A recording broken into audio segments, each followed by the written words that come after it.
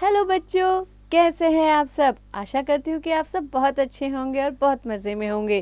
और बच्चों, आपकी पढ़ाई भी अच्छी ही चल रही होगी। तो बच्चों, आपकी इसी पढ़ाई को आगे बढ़ाते हुए आज हम पढ़ रहे हैं एक बहुत ही सुंदर सी कविता, जिसका शीर्षक है तीर्थ धाम हिमालय। यानी कि हिमालय क्या है? एक तीर्थ के समान है, एक धाम है। तो बच्चों, अब देखते हैं इस कविता को, इसका वाचन करते हैं। आप सभी मेरे साथ साथ इसका वाचन कीजिएगा और इस कविता को याद करने की कोशिश कीजिएगा। तो आइए बच्चों, शुरू करते हैं ये कविता। तो बच्चों, पूरब से पश्चिम तक फैली जिसकी पर्वतमाला है, यही हिमालय हमारी उत्तर सीमा का रखवाला है। हिम का मुकुट शीश पर धरता, आसमान से है बातें करता, सूरज की स्वर्णिम किरणों में इसका जगमग रूप निखरता। तो बच्चों, प्रस्तुत पंक्तियों में कवि कहता है कि क्या जो हिमालय है, तो इस हिमालय पर्वत की पूर्व से लेकर पश्चिम तक चोटियां, इसकी पर्वतमालाएं फैली हुई है। यानी कि ये पूर्व से पश्चिम तक पूरा फैला हुआ है। यही हिमालय हमारी उत्तर सीमा का रखवाला है। तो हमारे देश की जो उत्तरी सीमा है, उसकी रखवाली भी कौन करता है? हिमालय पर्वत करता है। हिम का मुकुट शीश पर धरता, और उसके सिर पर कौन सा मुकुट है? हिम का, यानी बर्फ का इसका मुकुट है। आसमान से है बातें करता, और इसकी चोटियां इतनी ऊंची हैं, ऐसा लगता है कि मानो वो आसमान से बातें कर रही हैं। सूरज की स्वर्णिम किरणों में इसका जगमग रूप निखरता। जब सूरज की किरणें देखिए बर्फीले हिमालय पर पड़ती हैं, बर्फ से भरा हुआ हिमालय है, तो बर्फ कैसी चमकती है? जैसे सोने का रंग हो। तो जैसे सूरज की किरणें भी कैसी होती हैं? स्वर्णिम होती है, सोने जैसे रंग की। और जो बर्फ में पड़ती हैं, तो वो बर्फ भी कैसी दिखती है? सोने के जैसे दिखाई पड़ती है। तो उसका रूप और ज्यादा निखर के आ जाता है। कल कल बहते निर्झर जल में इसने अमृत डाला है। गंगा यमुना ब्रह्मपुत्र का यह मान बढ़ाने वाला है। मानसून उठकर सागर से हिमगिरी पर छाते बन बादल, रिमझिम वर्षा होती नदियों में बहता निर्मल जल। तो बच्चों, प्रस्तुत पंक्तियों में कवि कहता है हिमालय के संदर्भ में कि कल कल बहते निर्झर जल में, क्या है निर्झर? यानी कि झरना। क्या है? हिमालय में बहुत सारे झरने हैं जो जिनका जो जल है कल कल करते हुए बहता है। इसने अमृत डाला है। उसमें ये अमृत कहाँ से आया है? ये हिमालय की जो बर्फ है वो पिघल करके उसमें अमृत के समान प्रवाहित हो रही है। तो हिमालय से कौन कौन सी नदियां निकलती हैं बच्चों? गंगा, यमुना, ब्रह्मपुत्र। तो इन सभी का मान कौन बढ़ा रहा है? ये हिमालय बढ़ा रहा है, क्योंकि यही उनका जनक है, उनके पिता के समान है। यहीं से इन नदियों की उत्पत्ति होती है। मानसून उठकर सागर से हिमगिरी पर छाते बन बादल, रिमझिम वर्षा होती नदियों में बहता निर्मल जल। तो क्या होता है, जब जो हमारा समंदर है यानी सागर है, वहां से जब क्या है लहरें उठती है, वाष्पित होती है और मानसून बन करके आती हैं, और फिर कहाँ छाती हैं? हिमगिरी यानी हिमालय के पर्वत के ऊपर बादल बन करके छा जाती हैं। और हिमालय पर्वत से जब ये बादल टकराते हैं, तो क्या होती है? वर्षा यानी बारिश होती है, रिमझिम करके। और फिर उससे जो जल होता है वो नदियों में बहता हुआ जाता है। यानी कि वर्षा का जल कहाँ पहुंच जाता है? नदियों में पहुंच जाता है। सस्य श्यामला धरती में सोना उपजाने वाला है, देवदार की है शीतल छाया इसका रूप निराला है।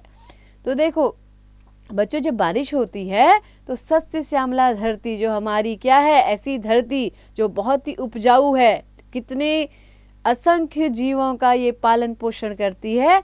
तो इसकी जो मिट्टी है वो कैसी बन जाती है? उस पानी से सोना उपजाने वाली। यानी कि सोना उपजाने का मतलब क्या है? इतना अनाज पैदा करती है कि कितने लोगों का इससे क्या होता है? भरण पोषण होता है।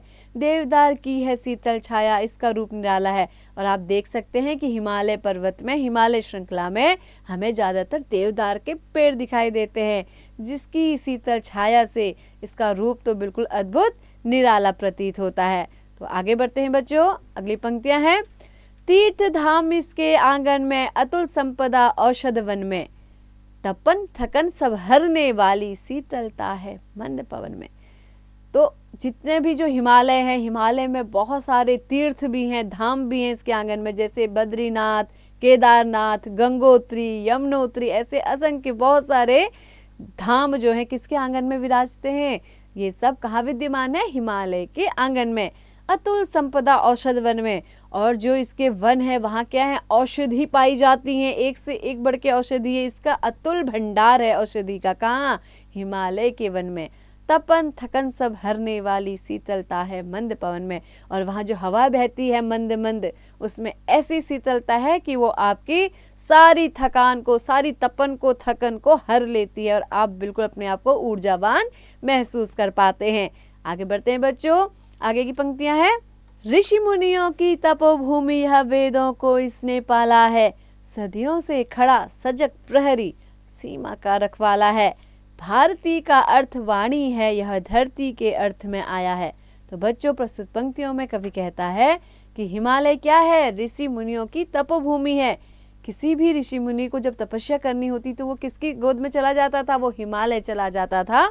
वेदों को इसने पाला है, और यही हिमालय है जिसने वेदों को पाला है, यानी कि यहीं पर वेदों का भी क्या हुआ है?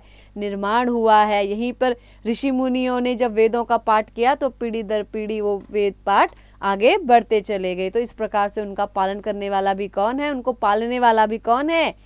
हिमालय है। सदियों से खड़ा सजग प्रहरी, और सदियों से ये खड़ा है सजग प्रहरी, यानी कि एकदम सजग है, और ऐसा हमारे देश की हमेशा सुरक्षा करने वाला है। तो उत्तरी सीमा में हमें ज़्यादातर क्या करनी पड़ती है? अपनी फौज को खड़े करने की ज़रूरत नहीं पड़ती, क्योंकि ये खुद एक प्रहरी के समान हमारे देश की वहाँ से सुरक्षा करता है। इसकी ऊंची ऊंची चोटियाँ जो हमारे देश की एक प्रहरी के समान हमेशा अपनी सेवा में तत्पर रहती हैं। सीमा का रखवाला, ये हमारी उत्तरी सीमा का रखवाला है, ताकि कोई भी दुश्मन जो है उत्तरी सीमा से हमारे देश में आक्रमण न कर पाए। भारती का अर्थ वाणी है, यह धरती के अर्थ में आया है।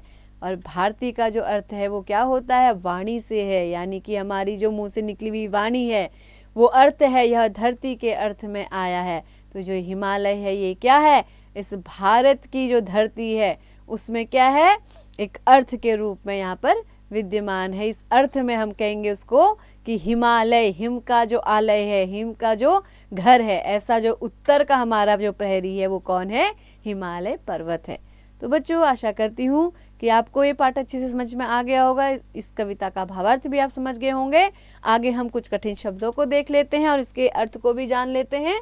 तो बच्चों, ये शब्द है पर्वतमाला, यानी कि पहाड़ों की लंबी श्रृंखला। धरता यानी रखता। हिम यानी कि बर्फ। स्वर्णिम यानी सुनहरी। शीश यानी सिर। निखरता यानी सुंदर दिखाई देना। निर्झर यानी झरना। संपदा यानी संपत्ति या धन। सस्य श्यामला हरी भरी। औषध यानी दवाइयाँ। शीतल यानी ठंडी।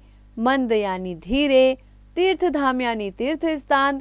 सजग प्रहरी यानी रखवाला जो हमेशा चौकस रहता है। और अतुल मतलब बड़ी या असीम। तो बच्चों, आपको तुरंत ही ये सारे शब्दार्थ याद भी कर लेने हैं। तो बच्चों, ऐसे ही पढ़ते रहिए, आगे बढ़ते रहिए, और हाँ, इसका अभ्यास करना ना भूलें।